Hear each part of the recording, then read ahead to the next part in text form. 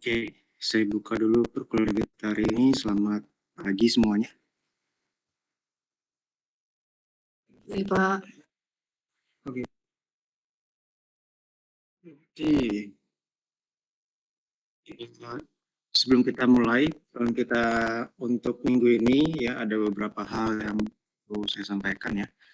Yang pertama itu minggu ini ya, yang seharusnya minggu ke-13, tapi karena kemarin ada minggu libur ya, jadi hari ini sebenarnya masih minggu ke-12 ya. Untuk jadwal sekiranya nanti mengikuti ya, termasuk jadwal ujian ya yang akan diundur 1 minggu seperti itu. Ya, jadi sebenarnya nanti ujiannya minggu ke-17 gitu ya. Tapi ya minggu ke-17 tapi sebenarnya minggu ke-16 itu ya, karena diundur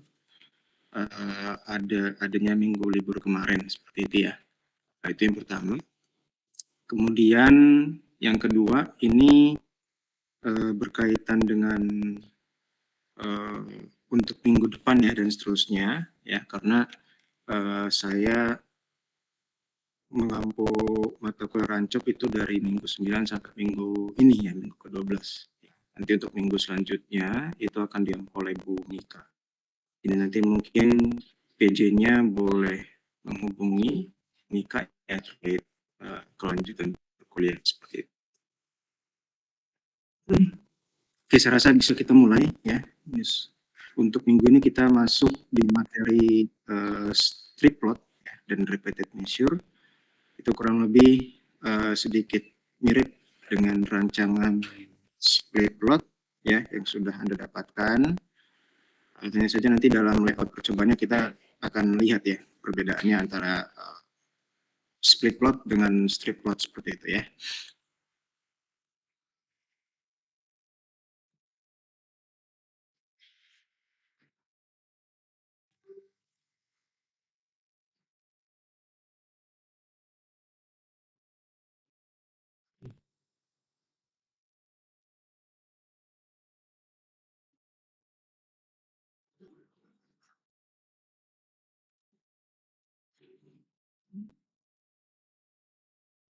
Semua sudah bisa melihat monitornya masing-masing ya. Di sini sudah ada slide-nya. Minggu ini kita akan membahas tentang strip plot dan repeated measure ya. Untuk rancangan strip plot itu bisa disebut juga dengan rancangan split block ya. Jadi nanti kalau misalnya ke depan Anda mendengar istilah atau definisi dari split block ya, itu sama saja seperti rancangan strip plot. Rancangan ini mirip dengan rancangan split plot kelompok ya, tapi pada split plot kelompok itu satu faktor diletakkan pada petak utama, kemudian faktor lainnya diletakkan pada petak ya. Kalau Anda masih ingat, ada yang diletakkan pada petak utama, faktor yang lain ditempatkan pada anak petak. Tapi kalau split block atau strip plot itu kedua faktor sama-sama ditempatkan pada petak utama. Ya, jadi tidak ada lagi faktor yang ditempatkan pada anak petak. Ya. Kalau Anda masih ingat dengan split plot ya, jadi ada satu faktor yang ditempatkan sebagai petak utama itu ditempatkan secara acak gitu ya, secara acak dalam jalur vertikal. Misalnya kalau kita memiliki faktor dengan 3 taraf ya, ada misalnya taraf V1, V2, V3. Nah, V1, V2, V3 ini kita tempatkan secara acak dalam jalur vertikal ya. Misalnya di kolom pertama itu V1, di kolom kedua itu V3, di kolom ketiga itu V2. Baru taraf yang berada dalam faktor di dalam anak petak itu kita berikan secara acak sebagai temannya taraf-taraf pada petak utama. Ya, kalau Anda masih ingat ya, mungkin bisa direview kembali. Ya. Nah, namun dalam rancangan strip plot ya, karena tadi kita sudah melihat bahwa di poin ketiga ya, rancangan strip plot meletakkan kedua faktor pada petak utama. Ya, artinya faktor pertama ditempatkan secara acak dalam jalur vertikal ya, yang biasa dalam split plot ya. Namun karena faktor lain juga kita anggap sebagai petak utama, itu kita tempatkan secara acak pada jalur horizontal. Ya, jadi pengacakan pada taraf-taraf yang ada di dalam jalur vertikal, yang satunya dalam jalur horizontal seperti itu. Ya, kita coba melihat bedanya ya antara split plot dengan strip plot. Ya, nah, kurang lebih seperti ini. Ya, Anda masih ingat di split plot ya, Anda memberikan pengacakan dulu terhadap setiap taraf yang ada di dalam petak utama ya. Di sini Anda bisa lihat bahwa yang taraf-taraf pada faktor A itu ditempatkan pada petak utama. Ya. A1, A2, A3. Ya, mungkin pengacakannya seperti ini ya, kebetulan ya. A1, A2, A3 ditempatkan pada petak utama dalam susunan A1, A2, dan A3. Ya. Baru setelah kita memberikan pengacakan terhadap masing-masing kolom, ya, kita akan memberikan pengacakan juga terhadap anak petaknya sekarang, tetapi untuk masing-masing kolom sebagai perwakilan dari taraf pada faktor A. Ya. Contohnya seperti ini. Ya, di sini Anda bisa melihat semua taraf yang ada di dalam kolom ini adalah taraf A1. Ya. Di sini tarafnya A2, di sini tarafnya A3. Ya, baru di masing-masing taraf pada kolom ini kita memberikan pengacakan terhadap setiap taraf pada faktor B yang ditempatkan sebagai anak peta. Ini bisa lihat pengacakannya, biar berbeda semua ya. B2, B3, B1. Di kolom selanjutnya ya, miliknya A2 itu B1, B2, B3. Di kolom selanjutnya B3, B2, B1 ya. Anda bisa lihat pengacakannya di sini berbeda gitu ya. Nah, namun ini berbeda dengan strip plot ya. Mungkin kita coba melihat kasusnya sama gitu ya. Nah, di sini A1 kolomnya, di sini A2 kolomnya, dan di sini A3 kolomnya. Namun untuk setiap kolom pengacakan pada taraf-taraf faktor B itu sama semua. Ya. B2, B3, B1, B2, B3, B1, dan B2, B3, B1. Artinya dalam satu baris ini taraf B-nya itu sama semua, yaitu B2, ini tarafnya sama semua, yaitu B3, dan yang ini tarafnya sama semua, yaitu B1. Ya. Jadi secara kolom tarafnya sama, dan secara baris taraf B-nya juga sama, seperti itu. Oke. Jadi di sini poin-poinnya sudah dijelaskan ya, pengamatan dalam dua faktor A dan B. Pada split plot, anak petak B ditempatkan secara acak pada setiap petak utamanya. Namun pada strip plot, penempatan petak faktor berada dalam jalur yang sama secara horizontal. Ya, ini bisa lihat contohnya pada split plot, split plot. Ini mungkin saya salah ketik ini split plot ya. Pada split plot ya, B1 ditempatkan secara acak untuk masing-masing taraf faktor A, namun B1 pada strip plot terletak pada baris ke-3. Ya. Pada split plot ini B1 di sini, B1 di sini, B1 dan di sini. Ya. Sementara pada strip plot B1 semuanya di baris ke-3. Kurang lebih seperti itu ya, supaya bisa melihat perbedaan antara split plot angka dengan strip plot, karena sebenarnya mungkin secara sekilas bentuknya sama gitu ya. Kita mulai dari petak utama A tadi ya, semuanya sama gitu. A1, A2, A3, A1, A2, A3 ya. Hanya saja yang membedakan adalah faktor B-nya ya. Ketika split plot itu dijadikan anak petak, namun strip plot dijadikan petak utama juga B-nya. Sampai di sini ada yang ingin ditanyakan sebelum kita lanjut?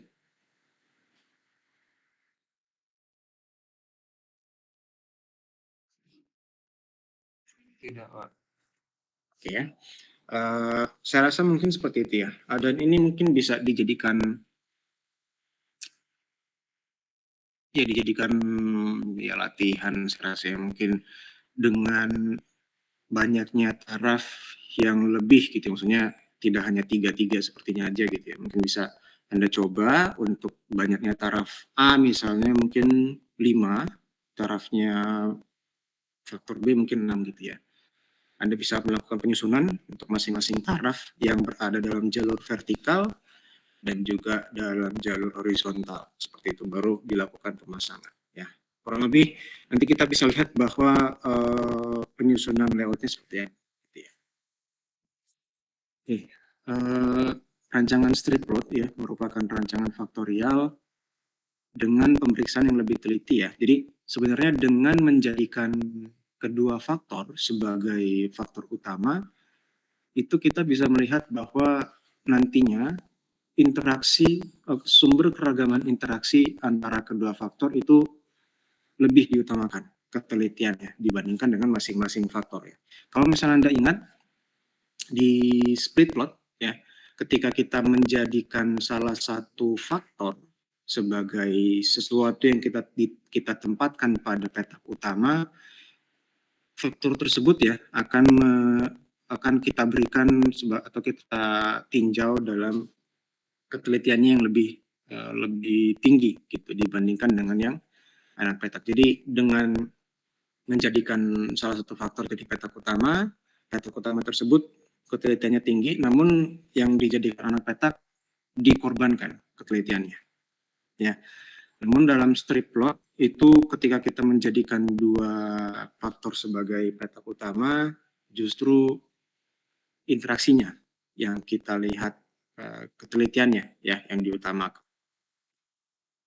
Tidak ada pembagian petak utama dan anak petak, masing-masing faktor ditempatkan sebagai petak utama. Ya. Alasan memilih rancangan strip plot itu kemudahan dalam operasi pelaksanaan, kemudian menaikkan tingkat ketepatan pengaruh interaksi. Ya. Jadi kadang dalam suatu rancangan percobaan kita ingin mengutamakan interaksi antara kedua faktor dibandingkan hanya masing-masing faktor gitu ya, atau pengaruh faktor mandirinya. Ya. Kurang lebih seperti ini prosedur pengacakan pada rancangan strip plot ya. Bisa melakukan pengacakan secara langsung ya, ataupun dengan kalau misalnya nanti kita menggunakan komputasi bisa menggunakan pembagi acak ya. Tapi mungkin yang dijabarkan di sini tidak menggunakan pembagi bilangan acak ya, hanya secara kasar saja pengacakannya gitu. Jadi pengacakan terhadap faktor petak utama yang A dan pengacakan pada faktor petak utama B. Ya. Jadi kita lihat dulu langkah pertama itu kita seperti biasa ya, mungkin seperti pada split plot atau yang baik yang RAL maupun yang RAK, kita bagi dulu area percobaan sesuai dengan banyaknya ulangan. Ya. Ulangan ini nanti mungkin lebih kasarnya juga kita bisa anggap sebagai kelompok. Setiap kelompok atau setiap ulangan ya, ini di langkah kedua, kita bagi menjadi A-petak. A-petak ini dalam arah kolom atau arah vertikal ya, sesuai dengan banyaknya taraf pada faktor A. Baru kemudian di langkah terakhir setiap kelompok kita bagi lagi menjadi B, petak dalam arah horizontal. Ya, mungkin Anda bisa lihat contohnya seperti ini. Kalau misalnya kita diberikan dua faktor A dan B, masing-masing faktor memiliki 3 taraf. Ya. Kemudian dalam rancangan tersebut dilakukan pengulangan sebanyak 3 kali. Ya. Nah, ini adalah langkah pertama dan langkah kedua ya. Jadi langkah pertama kita coba bagi menjadi tiga ulangan ya. Jadi ulangan 1 atau kelompok 1, kelompok 2, dan kelompok 3. Ya, kelompok 1, kelompok 2, dan kelompok 3. Ini kita bagi dan masing-masing kelompok kita bagi juga berdasarkan banyaknya taraf pada faktor A ya, yang dijadikan petak utama juga seperti itu. Nah, tapi ini saya berikan pengacakan yang berbeda-beda ya, karena memang masing-masing ulangan yang tidak harus sama gitu pengacakannya ya. Kelompok 1 pengacakan untuk taraf A-nya kurang lebih seperti itu. A1, A2, A3. Untuk kelompok 2 itu A2, A1, A3, dan kelompok 3 itu ada A3, A2, A1. Ya. Ini hanya contoh saja ya. Kalau misalnya mungkin Anda diinstruksikan untuk memberikan contoh layout percobaan ya, ini bebas ya saya rasa ya. Mungkin di kelompok 1 tidak seperti ini, misalnya A3, A1, A2 gitu ya, atau mungkin di kelompok 2 A2, A3, A1 gitu ya, dibebaskan ya. Hanya saja ya harus diperhatikan bahwa setiap kali Anda membagi taraf-taraf pada faktor A, Anda pastikan bahwa kemunculannya hanya sekali ya. Tidak boleh ada yang berulang atau tidak boleh ada yang tidak muncul. Ya, contohnya mungkin di sini kelompok 1 ada A2, A2, A3. Nah, ini A2-nya kan muncul 2 kali nih. Ya. Sedangkan A1-nya tadi malah tidak muncul. Ya. Jadi dipastikan bahwa masing-masing taraf pada faktor itu muncul sebanyak tepat 1 kali. Ya. Berlaku untuk setiap kelompok atau setiap kali pengulangan. A1, A2, A3, A2, A1, A3, dan A3, A2, A1. Atau terserah. Ya, mungkin kalau misalnya pengacakannya gitu ya terserah. Ya. diberikan kebebasan seperti itu ya. Untuk langkah selanjutnya kurang lebih sama ya, tetapi untuk tarafnya B dan dalam bentuk atau jalur horizontal ya. Di sini B2, B1, B3, B2, B3, B1, B3, B1, B2 ya. Sama juga ya yang harus Anda perhatikan untuk masing-masing kelompok bahwa untuk setiap tarafnya kemunculannya tepat satu kali ya. B2, B1, B3, B2, B3, B1, B3, B1, B2 ya. Ini untuk penyusunan atau urutannya dibebaskan juga ya. Karena kita memberikan pengacakan. Nah, setelah Anda memberikan urutan dalam lajur atau jalur vertikal dan jalur horizontal, maka Anda cukup memasangkan saja ya. Misalnya di sel yang ini itu berada pada kolom pertama dan baris pertama. Artinya ini miliknya A1 dan B2 sehingga dipasang saja. Ini sel ini akan dituliskan sebagai kombinasi perlakuan A1 B2. Ya. Atau contoh yang lain misalnya di sini ya, di sel yang ini terletak pada kolom A3 dan B3. Sehingga di sel ini nanti kombinasi perlakuannya adalah A3 B3. Dan seterusnya sampai kepada semua sel atau semua petak itu terisi dengan kombinasi perlakuan. Ya, mungkin di sini contohnya di kolom ini itu A1, di baris yang ketiga diisi oleh B2. Jadi sel ini akan diisi oleh A1, B2. Ya, kurang lebih lengkapnya seperti ini. Ya. A1 B2, A2 B2, A3 B2 dan seterusnya ya, sampai A3 B2, A2 B2, A1 B2. Ya. Oke, jadi kurang lebih ini hasil akhir layout kita ya. Jadi untuk masing-masing ulangan dan masing-masing penyusunan terhadap taraf-taraf pada faktor A dan taraf-taraf pada faktor B seperti itu. Oke, sebelum saya lanjut, ada yang ingin tanyakan terlebih dahulu? Ini tanya Pak, untuk tabelnya keseluruhan itu bagaimana? Yang ada faktor B dan ulangan. Maksudnya gimana? Bisa diulangi mungkin? Untuk kalau ini kan dipisah per ulangan 1, ulangan 2, ulangan 3. Lalu kok ini untuk tabel keseluruhannya yang mengandung ada faktor A, faktor B, kelompok ulangan 1, ulangan 2, ulangan 3 yang jadi satu. Mungkin saya kurang menangkap ya, tapi kurang lebih seperti ini ya hasil akhir layout kita gitu ya, karena di sini sudah ada kelompok 1, kelompok 2 dan kelompok 3 ya, ulangannya untuk masing-masing ya. Sudah terlihat bahwa masing-masing kombinasi perlakuan ini mungkin saya coba mungkin kasih lagi di sini ya, bahwa kan untuk setiap kombinasi perlakuan dalam suatu kelompok itu pasti kemunculannya tepat satu kali ya. Dan ini berlaku pada split plot juga gitu ya, split plot baik yang RAL maupun RAK. Anda bisa lihat di kelompok 1 ini A1B2 itu muncul tepat satu kali. Ya, kalau bisa Anda lihat di sini ya, A1B2 tidak ada di petak yang lain ya. Begitu juga di kelompok kedua ya, A1B2-nya munculnya tepat sekali dan kelompok 3 A2-nya muncul tepat satu kali ya. Nah, kalau memang mau dituliskan secara lengkap, ini sudah lengkap saya rasa. Mungkin akan lebih detail ya.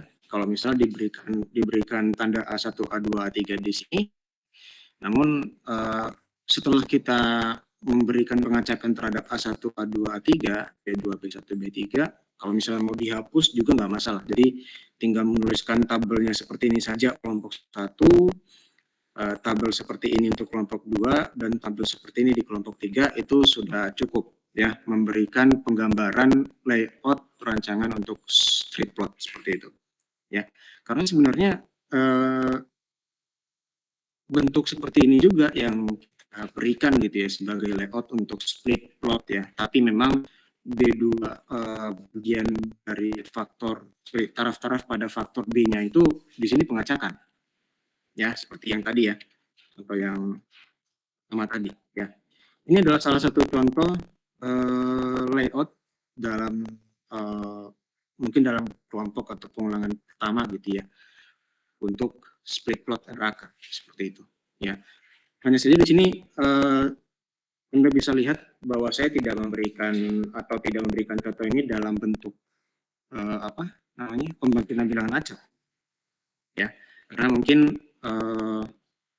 hanya memberikan secara kasar saja pengacakannya. Tapi kalau misalnya mau diberikan pengacakan untuk pembangkitan bilangan acak, saya persilakan juga gitu. Jadi maksudnya pembangkitan bilangan acak itu seperti ini ya. Kalau di strip plot ya, Anda memberikan bilangan acak ya, pembangkitan bilangan acak untuk A1, A2 dan A3, kemudian nanti diurutkan, entah itu ascending atau descending ya. Mungkin contohnya seperti ini ya, kalau dalam strip. Jadi ada A1, ada A2, kemudian ada A3 ya.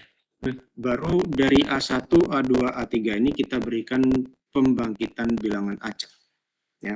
Pembangkitan bilangan misalnya di sini A1 sebesar 9,5 misalnya. Kemudian A2 mungkin 7 misalnya, dan A3 mungkin 30. Ya. Nah, kemudian A1, A2, A3 ini pembangkitan bilangan acaknya kita urutkan ya, ascending atau descending ya, sehingga nanti pengurutannya akan menjadi A2 ya, A2 karena 7 yang paling kecil ya, kalau misalnya kita pakai yang ascending, A2, A1, di sini A3. Ya, mungkin kurang lebih seperti yang ini ya, kelompok 2 ya, A2, A1, A3. Jadi A2 akan ditempatkan pada lajur vertikal yang pertama, A1 pada jalur vertikal yang kedua, A3 itu berada di jalur vertikal yang ketiga.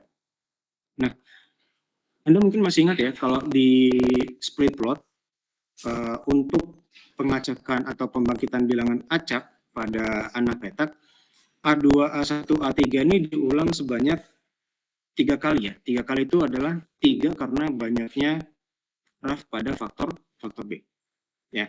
Tetapi dalam strip plot tidak perlu seperti itu ya. Anda cukup melakukan pengacakan saja terhadap taraf yang sudah ada gitu ya, B1, B2 dan B3. Ya, misalnya B1 mungkin 1, B2 mungkin 10, B3 mungkin 5,5 ya.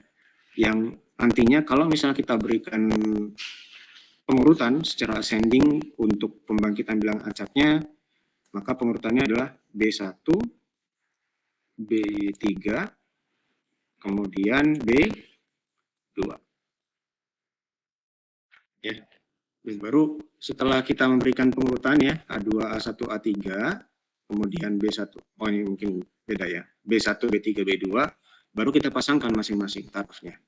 A2, B1, A2, B3, A2, B2, A1, B1, A1, B3, A1, B2, dan A3, B1, A3, B3, dan A3, B2. Ya. Jadi sebenarnya kurang lebih seperti itu ya, secara lengkapnya. Ini sudah memberikan kita layout dari rancangan strip plot ya. Jadi kalau misalnya nanti diberikan atau mungkin diinstruksikan untuk membuat layout percobaan ya kurang lebih seperti ini secara lengkap. Ya, kira-kira menjawab nggak? Jawab Pak. Oke ya.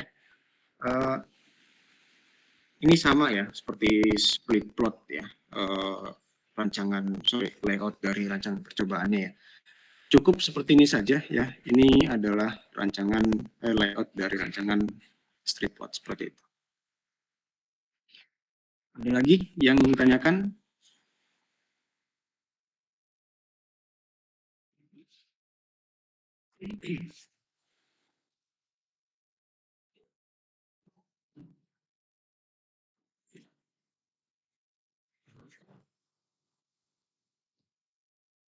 Oke, kalau gitu kita coba dulu ya.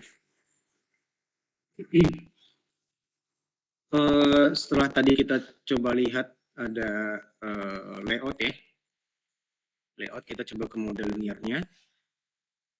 Kurang lebih di model linear ini beberapa elemen masih sama ya. Hasil pengamatan, rataan umum, ini ROKA ini seperti biasa ya, pengaruh kelompok. Namun nanti diperhatikan ya bahwa di sini mungkin ada di modelnya ada pengaruh kelompok ya, ROKA di sini. Tetapi nanti pada tabel ANOVA tesisnya sebenarnya pengaruh kelompok ini tidak ada.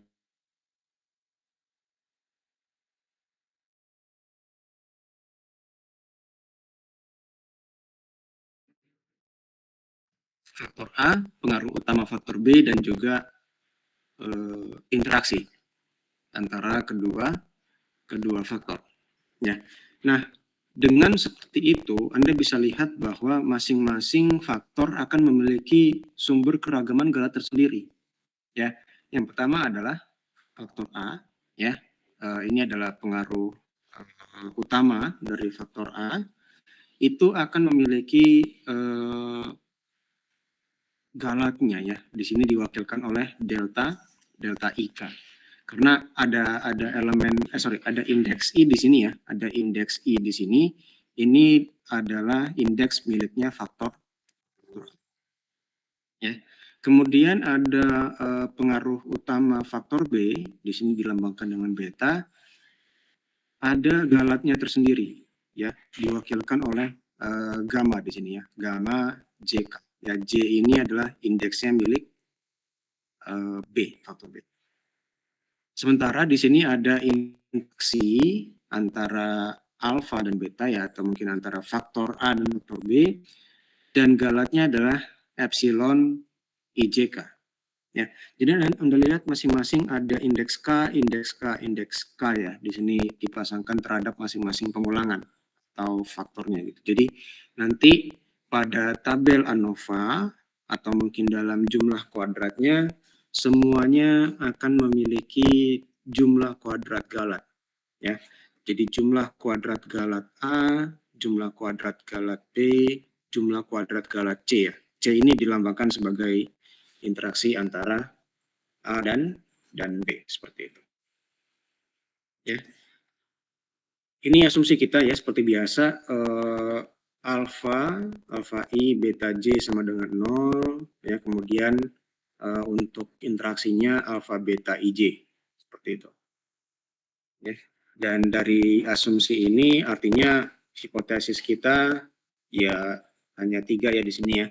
Faktor A, faktor B, dan interaksi ya. Kita bisa lihat dari asumsi kita tadi ya, penjumlahannya adalah sama dengan 0 ya, penjumlahan alfa, penjumlahan beta, penjumlahan alfa beta semuanya 0. Artinya di sini ada dua kemungkinan ya. Apakah semua dari alfa itu bernilai 0 atau terdapat setidaknya satu nilai alfa I yang bukan 0. Ya, ini untuk pengaruh utama faktor A. Ya. Nah, di sini kalau kita tolak H0 ya, tolak H0 artinya H1 diterima ya. Sehingga kalau H1 diterima terdapat setidaknya alfa I yang tidak sama dengan 0, artinya ada atau alfa I tersebut yang memberikan pengaruh terhadap respon.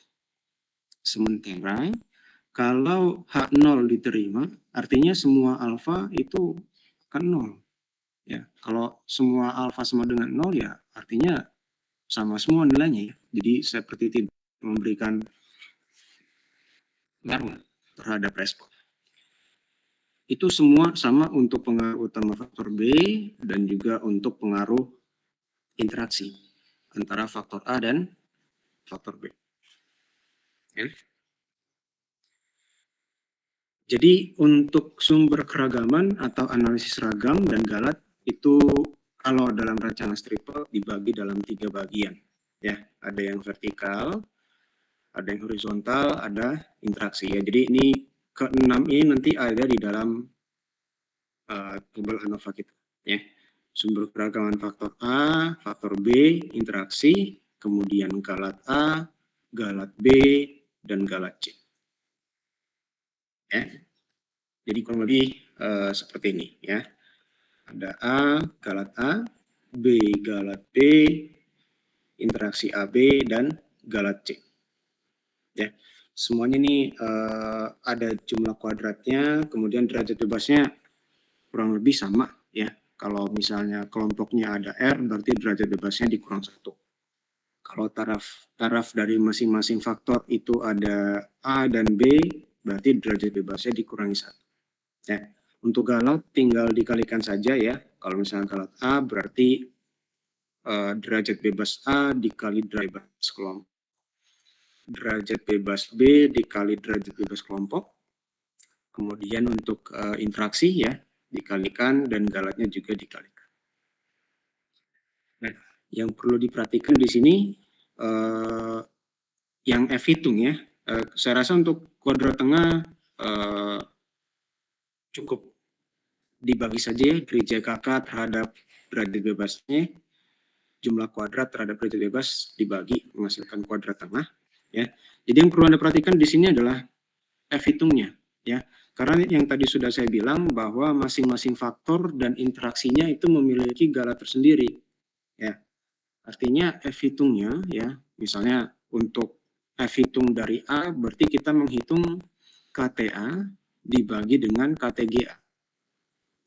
Untuk sumber keragaman B artinya kita membagi KTB terhadap KTGB. Yang terakhir untuk interaksi antara AB artinya kita membagi KTAB terhadap KTGC. Ya, jadi masing-masing memiliki kuadrat tengah galatnya tersendiri. Ya, tidak lagi bergantung pada satu kuadrat tengah seperti itu, ya. Oke, selanjutnya kita akan masuk ke jumlah kuadrat, ya, menghitung jumlah kuadratnya seperti apa. Tapi sebelum itu ada yang ingin tanyakan dulu nggak?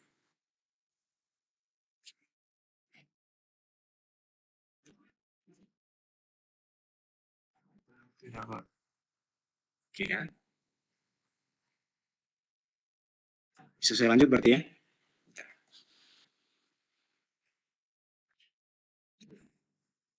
Oke, selain F hitung, ya, derajat bebas. Oke, mungkin untuk derajat bebas bisa dari kembali atau analoginya mungkin sama, ya, sama seperti ketika Anda berhadapan dengan rancangan percobaan yang lain, ya. Kalau taraf dikurangi 1 masing-masing, ya, kalau galat tinggal dikalikan saja. Ya. Jadi, kalau gitu saya coba lanjut ke jumlah kuadratnya. Lagi-lagi, ya, saya rasa mungkin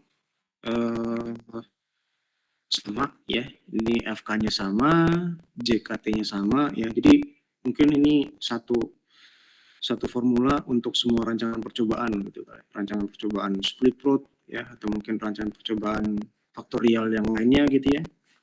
Seperti itu, ya. Ini bisa lihat juga JKK-nya sama ini, ya. JKK-nya sama menggunakan Y double dot K kuadrat, ya. JKA-nya juga sama, ya, karena kebetulan A-nya itu adalah faktor yang pertama, ya, jadi menggunakan YI double dot. JKB-nya juga sama, ya, Y dot C dot kuadrat AR. Ya. JKAB juga sama nih, ya. Anda bisa lihat bahwa JKAB itu kan sebenarnya ini, ya.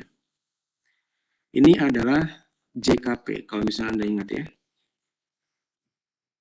JKP, jumlah kuadrat perlakuan, ya.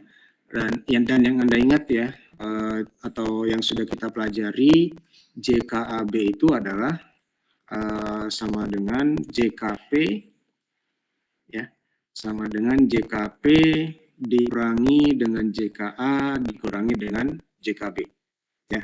Jumlah kuadrat perlakuan ini kita menggunakan YIJ dot kuadrat per R dikurangi dengan FK seperti itu. Nah, kemudian baru ini, ya, berarti ada yang baru di sini ada JKGA dan ada JKGB ya. Ini berarti yang baru. Anda bisa lihat JKGA itu seperti menyesuaikan dengan JKAB gitu ya. Di sini tapi kita menggunakan YI.K yang dikuadratkan. Untuk JKGB kita menggunakan Y.JK dikuadratkan. Ya. Masing-masing untuk JKGA berarti kita menggunakan minus JKK minus JKA. JKGB kita menggunakan minus JKK minus JKB. Baru setelah kita mendapatkan semua ya, jumlah kuadrat kelompok, JKA, JKB, sampai JKGB, kita bisa mendapatkan JKGC ya, dengan cara mengurangi JKT terhadap semuanya ini ya. JKT dikurangi penjumlahan dari JKK sampai JKGB. Ya, JKT di JKK, kurang JKA, KB sampai JKGB. Ya, makanya ini sama ya. Jadi untuk klarifikasi ya, untuk klarifikasi nanti untuk di cross check gitu ya, mungkin pada saat mengerjakan tugas atau mengerjakan ujian, penjumlahan dari JKK sampai JKGC itu akan sama dengan JKT. Ya, makanya cara mendapatkan JKGC adalah mengurangi JKT terhadap JKK sampai JKAB. Ya. Dan ini berlaku juga untuk derajat bebas, ya. Derajat bebas dari derajat total itu sama dengan penjumlahan dari semua ini. Ya, jadi nanti silakan di cross check ya mungkin ya.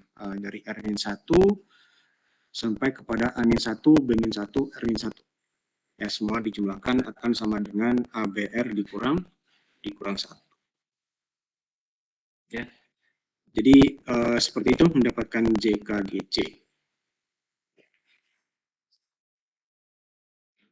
Ini mungkin kalau misalnya mau dicatat dulu ya, mungkin silakan dicatat dulu ya. Tapi mungkin karena yang baru di sini hanyalah JKGA, JKGB, dan JKGC. Selebihnya saya rasa sama semua ya, dari yang sudah pernah kita pelajari, dari semua rancangan faktorial yang kita pelajari, saya rasa sama ya. JKA, JKB, JKAB-nya sama. Terutama FK dan JKT-nya. JKK juga sama. Oke, silakan dicatat dulu ya. Untuk JKGA, JKGB, JKGC. Oke.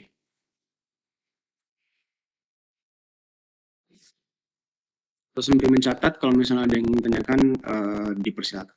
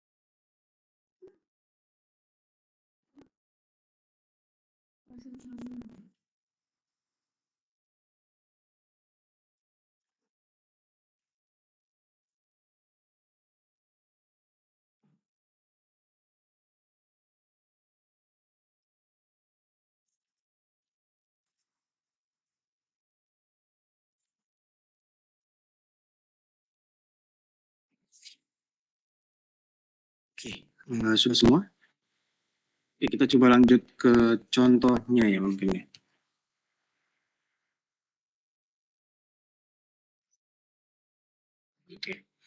Oke, ini adalah contoh ya. Oke. Contohnya di sini kita menggunakan rancangan strip plot ya untuk pengaruh kombinasi pemupukan NPK dan genotipe padi terhadap hasil padi. Ya.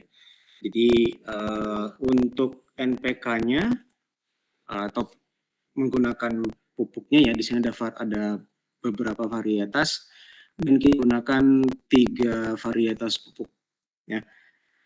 3 ini menjadi taraf yang ditempatkan sebagai faktor A.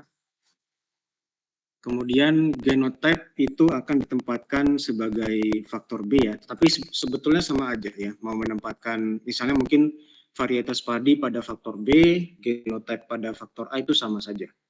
Ya, tapi kita coba melihat contoh untuk variasi padi itu faktor A dan faktor B itu genotype ya.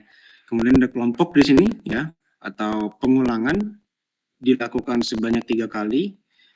Pengulangan pertama, pengulangan kedua, dan pengulangan ketiga. Ya, di sini sudah termuat hasil pengamatannya sebagai berikut ya. Berarti 20,7 ini miliknya variasi padi pertama pada genotype F1 untuk pengulangan yang pertama. Ya. Ini pengulangan kedua, ini pengulangan ketiga.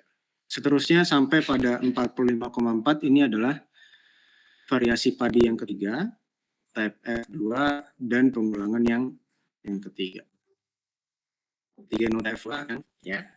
Nah, sebetulnya yang menjadi tantangan di sini adalah bagaimana kalian bisa mengubah tab seperti ini ya, jadi tabulasi yang nanti ada penjumlahan untuk masing-masing ya, yang bisa kita gunakan untuk hitung dari tabel data tabulasi yang nanti ada jumlah kuadrat ya, kurang lebih nanti seperti ini.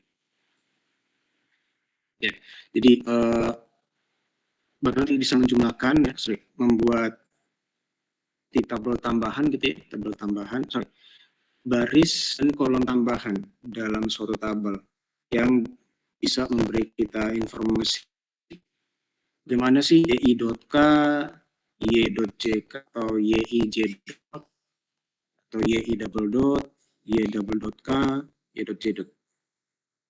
Oke, tapi kita mau coba bahas ini satu persatu ya. Ini yang pertama adalah bagian 48,4, 65,1,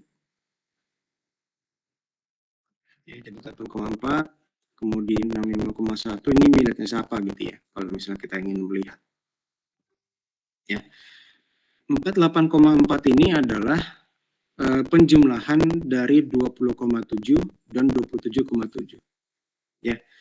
Artinya 48,4 ini adalah penjumlahan ketika variasi padinya adalah yang pertama dan kelompok atau pengulangan yang pertama. Ya, jadi ini adalah Y1.1. Ya, Y1.1 48,4. Dan ini seterusnya untuk 65,1, 55,8 itu adalah Y1.2 dan Y1.3. Nah, ini seterusnya sampai kepada 66,6, 64,5, 52,5 ya. Kemudian 77,3, 82,7 dan 91,8 ya. Yang saya berikan warna hijau ini adalah yi.k ya. Y1.k, Y2.k dan Y3.k. Ya, jadi masing-masing penjumlahan dari 30 tambah 36,6 seterusnya sampai 46,4 ditambah 45,4 seperti itu. Oke, kalau misalnya kita ingin menjumlahkan semua yi.k ini ya, yi.k ini kita jumlahkan semuanya ya.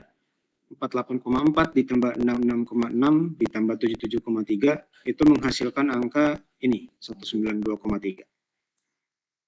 Yang kedua yang 65,1 sampai 82,7 kalau kita jumlahkan hasilnya 212,3. Yang ketiga 55,4 91,8 kalau kita jumlahkan hasilnya 100,1.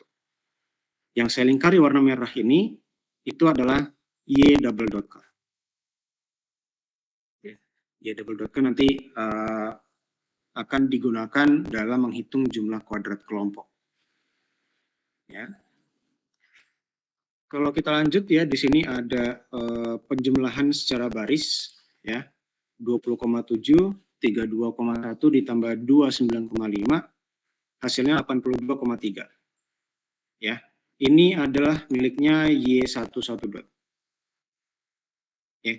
Seterusnya sampai kepada 87 ya, 86,2, 97,4 ya, kemudian 127,8 dan 124. Ya. Ini adalah jumlahan dari YIJ dot. Ya. Ada Y11 dot, Y12 dot, Y21 dot sampai kepada Y32 dot. Ini adalah YIJ dot ya, yang nanti dapat kita gunakan untuk menghitung jumlah kuadrat AB, ya, jumlah kuadrat interpolakuan. Ya. Jumlahkan saja dari 20,7, 32,1, 29,4 ya. Artinya angka-angka ini ya, 20,7, 32,1 dan 29,5 ini adalah angka-angka miliknya ketika variasi padi yang sama dengan 1 dan genotipnya adalah F1. Ya. Kemudian mungkin saya coba berikan warna yang lain ya. Kemudian yang ini ya, angka 169 ini didapatkan dari penjumlahan antara 82,3 dengan 87. Ya. 183,6 penjumlahan antara 86 dan 97. 251,8 penjumlahan antara yang ini ya, 127,8 dan 124. Ya. Ini semua ya, sekali warna biru ini miliknya Y double dot ya, Y1 double dot, Y2 double dot, Y3 double dot. Yang terakhir ya, bikin warna oranye ya, 604,4 penjumlahan semua pengamat ya, atau mungkin jumlahan dari Y double dot K yang ini ya, atau mungkin jumlahan dari yang warna biru ini boleh ya. 604,7 ini miliknya Y triple dot yang bisa digunakan ke dalam penghitungan FK nantinya ya. Oke. Setelahnya di sini sudah ada penambahan kolom lagi di sini untuk Y.J. penghitungan Y.J. ya. Tapi sebelumnya kita mau lihat dulu ada penghitungan Y.JK ya di sini ya, Y.11, Y.12, Y.13 ya. Nah, Y.11 ini kenapa bisa 90,6 ya, kita coba lihat kalau 11 ya, Y.11 artinya ini adalah jumlahan semua hasil pengamatan ketika indeks tengahnya adalah 1.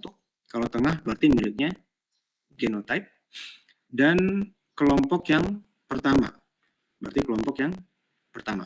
Jadi Anda menjumlahkan semua yang genotipnya F1 dan kelompok 1 ya. Jadi 20,7 dijumlahkan ke 30 dijumlahkan ke 39,9. Hasilnya adalah 20,6. Begitu seterusnya sampai kepada Y.23 ya. Y.23 artinya ketika indeks tengahnya adalah 2, yaitu genotipnya F2, dan kelompok yang ketiga.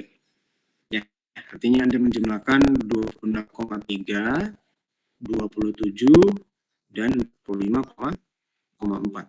Hasilnya adalah 98,7. Kalau semuanya dijumlahkan ya, 90,6 sampai 101,4, hasilnya adalah 29,3. Ini adalah miliknya Y.1. Sementara kalau 101,7 sampai 98,7 ya dijumlahkan hasilnya 300,4. Ini Y.2. Ya, jadi ini semua ya yang nantinya akan digunakan dalam menghitung jumlah kuadrat. Jadi bagaimana Anda bisa mengubah yang tadinya tabel data seperti ini saja menjadi yang sudah ditambahkan dengan baris-baris yang berisi informasi penjumlahan ya yang dibutuhkan gitu ya. Y.I.K, Y.I.J, Y.JK, dan sebagainya. Ya. Kurang lebih seperti ini ya, tabulasi datanya mungkin tanya terlebih dahulu. Ada masih bingung? Satu? Sekiranya menghitung itu kan jumlah kuadrat faktor A dan jumlah kuadrat faktor B itu sekiranya kita buat kayak Y1 dot K itu boleh nggak Pak? Jadi langsung ditulis hitungan atau harus dibuat? Boleh. Oh boleh ya. Sebenarnya setiap orang berbeda-beda. Maksudnya mungkin sebagian orang menganggap bahwa tabulasi data ini ya dengan cara tadi ya kita menulis ulang lagi datanya ya, data yang seperti ini mungkin saya coba gambarkan ya.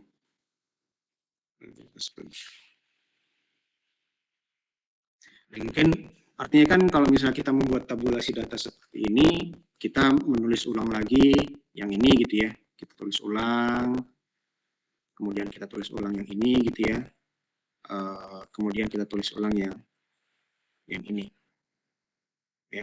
Dan sebenarnya mungkin bagi sebagian orang ya nggak masalah gitu ya, asalkan mungkin bisa memudahkan orang tersebut untuk menghitung bagian-bagian yang seringkali warna hijau, warna kuning, ini sama lagi warnanya ya, warna biru dan sebagainya ya.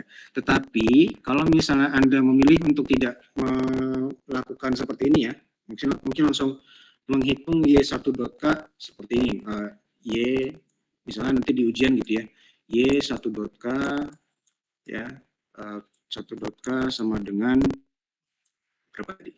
20,7 di 27,7. Ini tidak masalah ya, tidak masalah. Ini berarti sama dengan berapa tadi? 48,4 ya. Tidak masalah ya. Misal berarti kan artinya runut ya, Y1.K Anda hitung, Y2.K, Y3.K secara list gitu maksudnya ya, itu tidak masalah ya. Tetapi ya memang seperti itu, ada sebagian orang yang ternyata dengan menuliskan atau menggambarkan tabulasi data seperti ini membantu mereka untuk dalam hal penjumlahan. Tetapi kalau misalnya sudah bisa dalam menuliskan bentuk listnya gitu ya, Y1.K, Y2.K sampai kepada mungkin Y.23-nya itu nggak masalah. Jadi dibebaskan saja selama memang itu memberikan kemudahan dan kenyamanan saja bagi masing-masing seperti itu ya. Ada lagi yang ingin tanyakan?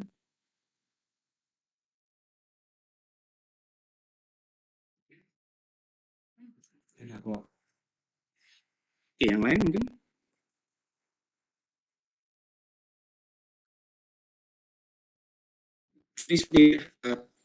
Tidak terlalu memaksakan apakah harus membuat tabulasi data seperti ini. Yang penting memberikan kenyamanan saja bagi masing-masing. Karena menuliskan tabel seperti ini butuh effort juga gitu ya, dibandingkan dengan konsep list gitu. Apalagi ditambahkan dengan tabel seperti ini gitu ya, mungkin membutuhkan effort, tapi tidak masalah. Oke.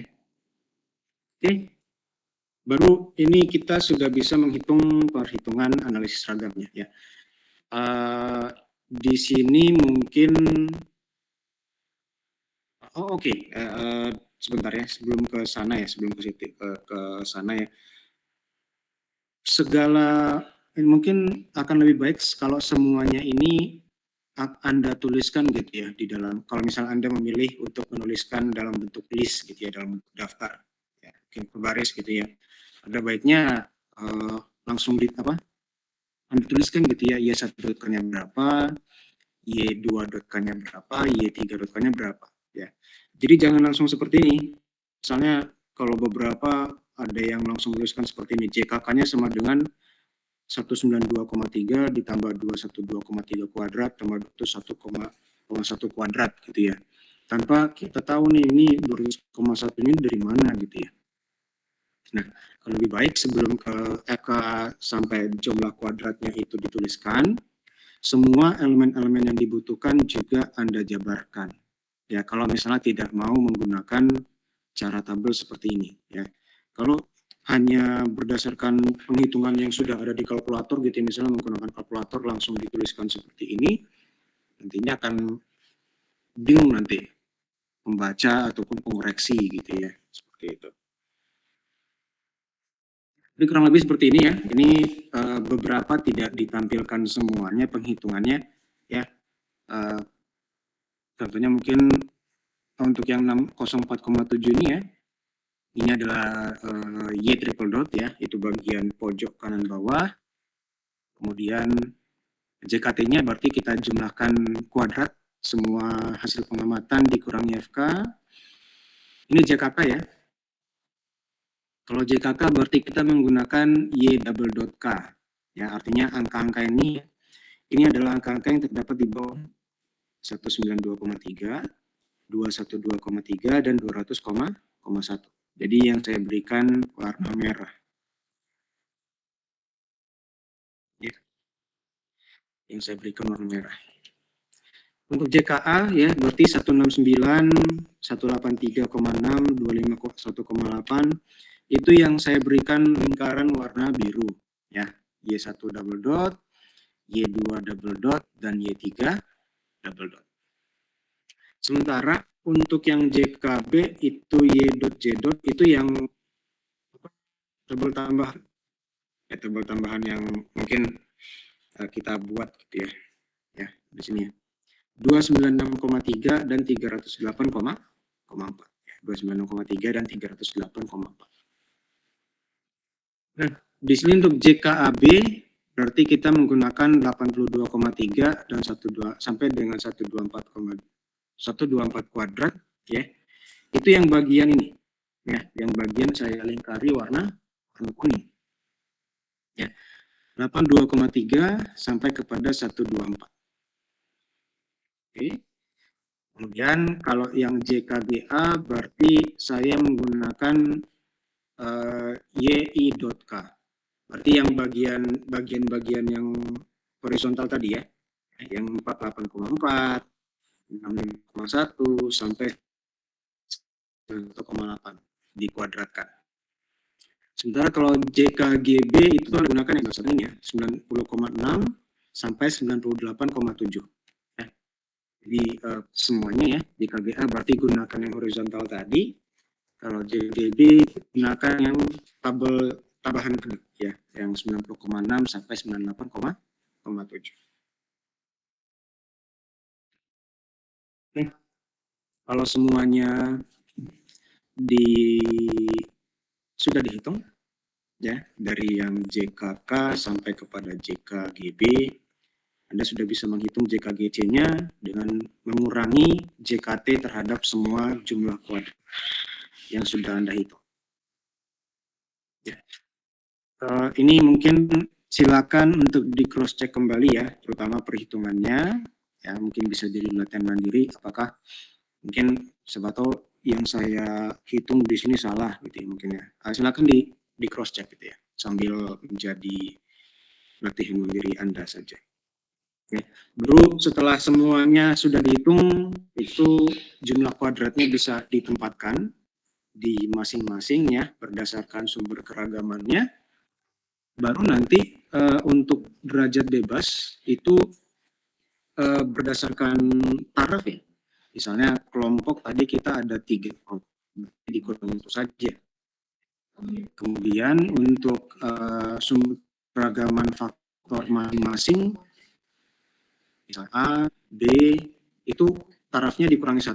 Ya tadi A kita memiliki 3 taraf, bebasnya berarti dikurangi 1. B tadi tarafnya ada 2, kita kurangi 1. Ya. Kalau galak berarti perkalian saja antara 2 dengan 2 ya 4. Kalau galat B berarti derajat bebas B dikalikan kelompok. Kalau galat C berarti derajat bebas interaksi dikalikan dengan. Nah, ini Anda bisa periksa di sini bahwa jumlahan semua yang ini ya. Jumlahan semua yang ini itu sama dengan 17 ya, bisa Anda periksa atau coba 2 tambah 2 4 tambah 4 8 9 13 17 ya. Pas ya 17 ya. Oke. Saya rasa mungkin setelah sudah menghitung JK ya jumlah kuadrat, saya rasa untuk kuadrat tengahnya tidak terlalu ambil pusing ya, tinggal dibagi saja jumlah kuadrat dengan derajat bebas. Nah, sekarang yang mungkin jadi perhatian adalah F hitung dan F tabelnya. Ya, kalau F hitungnya berarti untuk yang A kita gunakan 323 dibagi 36. Ya, kuadrat tengah miliknya A dibagi kuadrat tengah galatnya A, baru didapatkan 8. Sedangkan untuk F hitung yang B, kita menggunakan kuadrat tengah yang B dibagi dengan kuadrat tengah galatnya B. Jadi 8 dibagi 7 sekitar 1 gitu ya, sekitar 1. Kemudian untuk yang F hitung AB, itu kita menggunakan kuadrat tengah AB dibagi kuadrat tengah galatnya miliknya C. Ya, jadi di sini adalah 2,03. Nah, setelah itu baru kita menghitung F tabelnya ya. Di sini F tabelnya kita samakan saja selang kepercayaannya ya. 0,05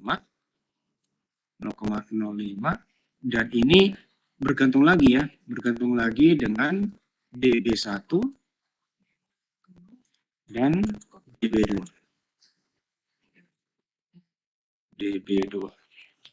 Jadi ada selang kepercayaan, ada DB1, ada DB2. Dan ini yang Anda akan cocokkan terhadap F tabel ya. F tabel di mana parameter alfanya ya atau selang kepercayaannya adalah 0,05. Derajat bebasnya yang pertama itu adalah derajat bebas yang penghilang ya. Derajat bebas yang penghilang. DB2-nya adalah derajat bebas yang penyebut. Ya. Nah, contohnya seperti ini. Untuk yang milik A, derajat bebas satunya itu adalah derajat bebas miliknya A. Sementara derajat bebas 2-nya adalah penyebutnya adalah galat A. Berarti derajat bebasnya adalah derajat bebas galat A. Ya.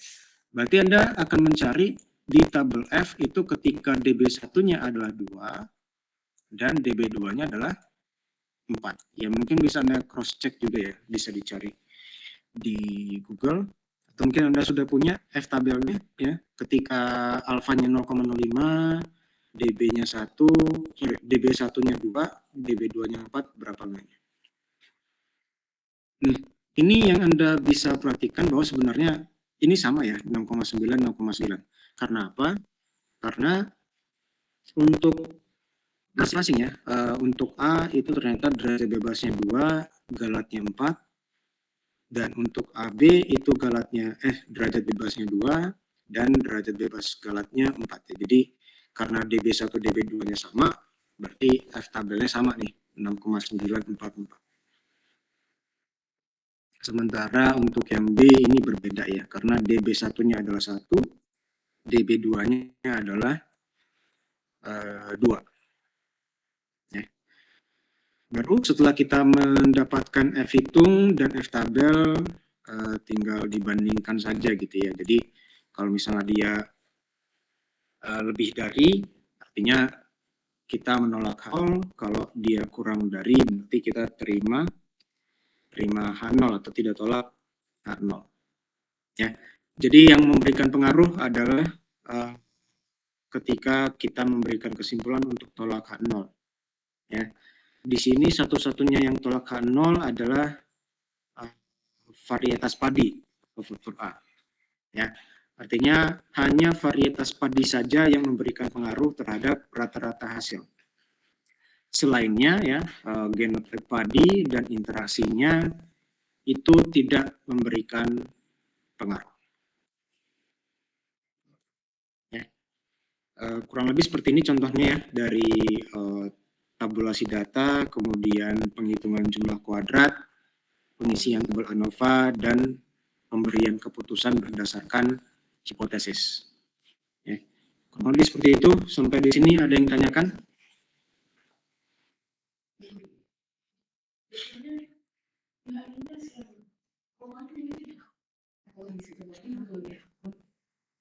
Tidak, Pak. Oke. Tidak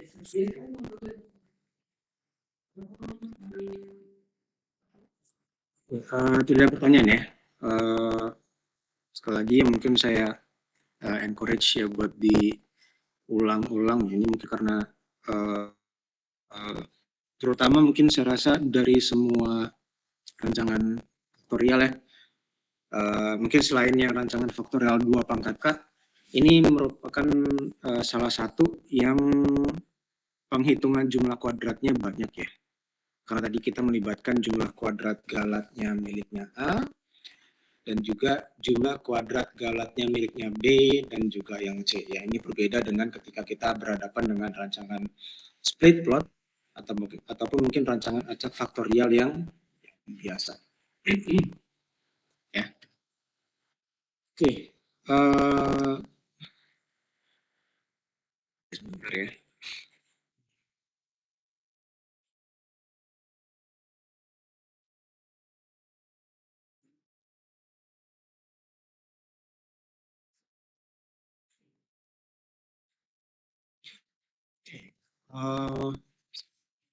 Kita masuk ke rancangan pengamatan berulang ya. Jadi rancangan pengamatan ulang ini pengamatan dari suatu respon yang dilakukan lebih dari satu kali pada waktu yang berbeda ya selama masa penelitian.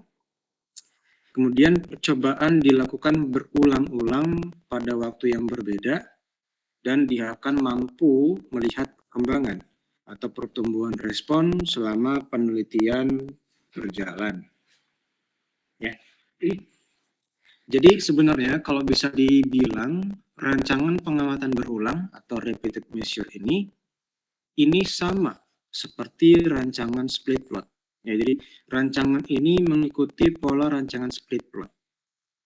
Ya, nanti Anda bisa lihat bahwa semuanya sama dari model, kemudian tabel ANOVA, hipotesis, semuanya sama. Ya. Yang membedakan di sini adalah faktornya. Ya, di sini asumsi dan batasan kita punya faktornya tunggal. Kemudian faktor tunggal tersebut ditempatkan pada petak utama. Ya, jadi asumsi kita yang merupakan faktor tunggal tersebut kita tempatkan pada petak utama. Baru karena kita bekerja atau berhadapan dengan waktu ya, jadi Anda bisa lihat bahwa percobaan dilakukan berulang-ulang pada waktu yang berbeda, maka di sini ada yang namanya faktor waktu. Dan faktor waktu ini akan kita tempatkan sebagai anak petak. Ya, jadi selain waktu yang kita tempatkan sebagai yang kita gunakan sebagai faktor, waktu ini juga kita tempatkan ke dalam anak petak. Ya, artinya di sini kita akan melihat tingkat ketelitian dari faktor tunggalnya tersebut lebih diutamakan ketimbang faktor waktu. Ya, karena karakteristik dari rancangan split plot itu sendiri ya, kita memberikan ketelitian yang lebih terhadap faktor yang ditempatkan pada petak utama. Nah, di sini tujuannya untuk menyelidiki kecepatan perubahan dari satu periode waktu ke periode waktu berikutnya. Jadi dengan kata lain, ingin diketahui pengaruh perlakuan terhadap pola pertumbuhan seperti itu.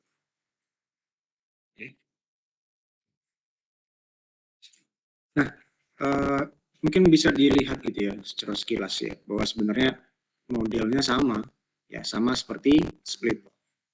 Ya. Cuman kalau misalnya Anda ingat,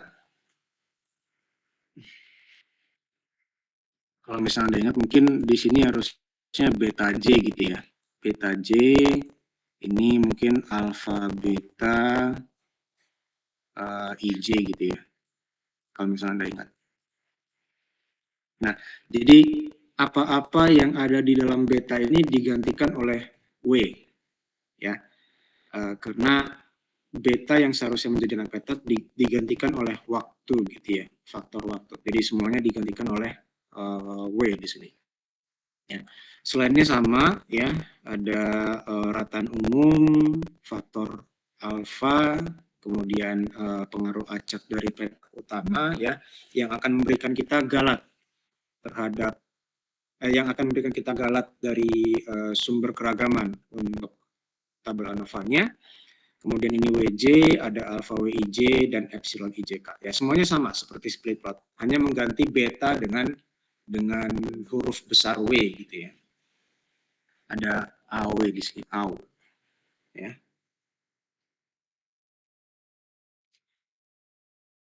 Nah, hipotesis juga sama ya. Jadi pengaruh petak utama ya, tadi faktor A, pengaruh waktu ya sebagai anak petak, dan pengaruh interaksi faktor A dan waktu. Jadi sama semua. Ya. Tabel ANOVA-nya pun sama. Ya. Tabel ANOVA-nya pun sama, menggantikan B digantikan oleh W. Ya, jadi ada A, galat A, ada W, ada AU, ada galat W di sini. Ya, masing-masing yang untuk yang ada B ya, biasanya pada split plot itu digantikan oleh W di situ ya, JKA, JKGA, JKW, JKAU dan sebagainya. Ya. Kuadrat tengah juga sama dan F hitung juga sama seperti split. Ya. Jadi sebenarnya di sini tidak saya tuliskan ya rumus dari atau formula dari masing-masing jumlah kuadrat ya, karena sama seperti split plot. Ya, jadi mungkin silakan jadi catatan tambah saja ya, atau mungkin kalau misalnya mau diulangi lagi gitu ya, JKA-nya apa, JKGA-nya apa, itu semua sama seperti split plot ya. Tidak sengaja saya tidak tuliskan di sini. Tidak saya tuliskan di sini karena sama split plot. Jadi hanya mengganti B-nya terhadap W. Ya, jadi formulanya sengaja saya tidak tuliskan di sini. Jadi langsung ke contohnya saja. Ya. Nah, di sini kalau dalam contoh ya, kalau kita lihat dalam bidang pertanian, ya, dilakukan percobaan untuk mengetahui pengaruh jenis pupuk terhadap tanaman. Ya, pupuk yang digunakan adalah A1, A2, A3, berarti ada 3 varietas, ada 3 taraf dalam faktor A.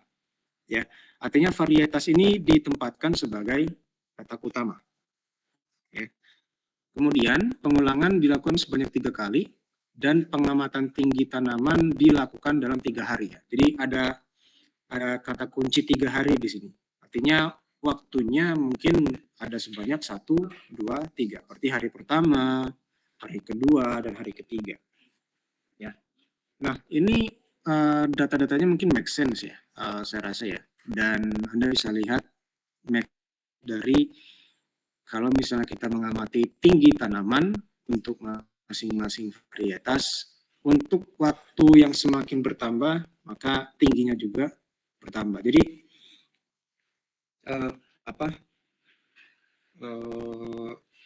banding gitu ya, saya rasa saya bilangnya, antara waktu dengan tinggi tanaman. Ya, semakin membutuhkan waktu, semakin tinggi tanamannya.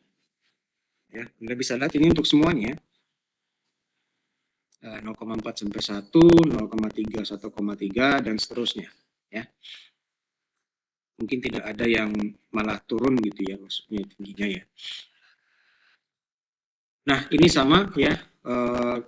Kalau misalnya mau dituliskan ulang dengan menambahkan baris dan kolom dan juga menambahkan tabel, dipersilakan.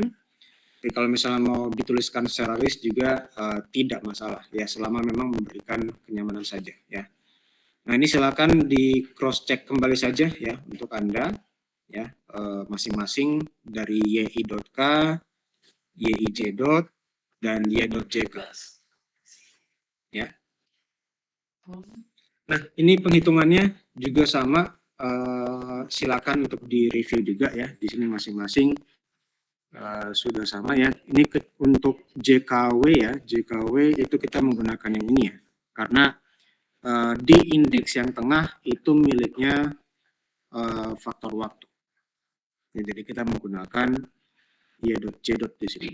Ya, 5,3 ditambah 8,5 ditambah 12,2 yang dikuadratkan masing-masing. Ya,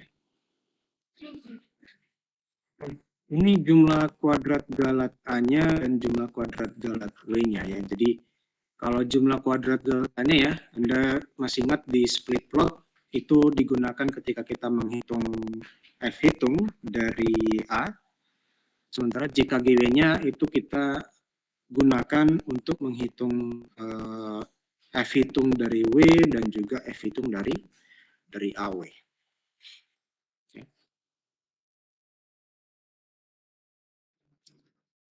Oke, artinya ini sama saja ya, kita punya F hitung dan F tabel ya. Ini Anda bisa cross check untuk yang F tabel ini menggunakan selang kepercayaan 5% ya. Dengan DB1-nya 2, DB2-nya 6. Untuk yang 3,8 berarti menggunakan DB1 2, DB2-nya 12. Untuk yang 3,2 berarti DB1-nya 4, DB2-nya 12 ya. Dan ini ternyata semuanya lebih dari ya saya rasa ya. Ya betul. Semuanya lebih dari, sehingga seharusnya semuanya memberikan kesimpulan, memberikan pengaruh terhadap tinggi tanaman. Ya, baik varietas, waktu, dan juga interaksi antara varietas dan waktu. Ya, jadi tolak 0 artinya varietas pupuk memberikan pengaruh terhadap oke, ini saya salah ya. Ini bukan rata-rata hasil ya, tapi melainkan tinggi tanaman. Ya, ini mungkin nanti akan saya revisi seperti itu ya.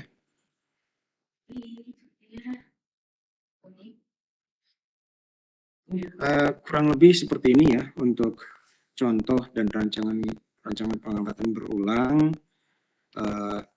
Nanti bisa pelajari kembali ya split plotnya ya, karena ini adalah sebenarnya rancangan split plot, hanya saja waktu yang dijadikan faktor dan faktor waktu ditempatkan pada anak petak seperti itu ya. Dan di sini tidak saya tuliskan formulanya masing-masing jumlah kuadratnya karena Anda bisa mereview kembali rancangan dari split plot seperti itu.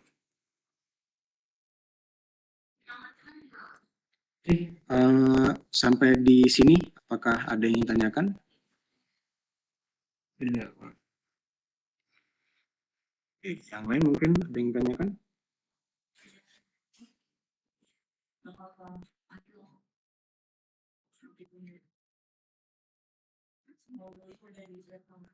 Bisa mengikuti semua ya. Saya rasa ini mungkin menjadi review kembali yang bagus ya, terutama mungkin untuk rancangan split plot, karena ini seperti variannya ya, varian dari rancangan split plot, hanya saja waktu dijadikan sebagai faktor dan ditempatkan kepada anak petak. Ya. Jadi mungkin kalau kedepannya Anda dihadapkan dengan salah satu permasalahan yang melibatkan waktu, saya rasa bisa dijadikan sebagai rancangan pengamatan berulang. Seperti itu. Kurang lebih seperti itu kita untuk hari ini. Ya. Sekali lagi mungkin untuk yang terakhir, apakah ada yang tanyakan untuk keseluruhan perkuliahan?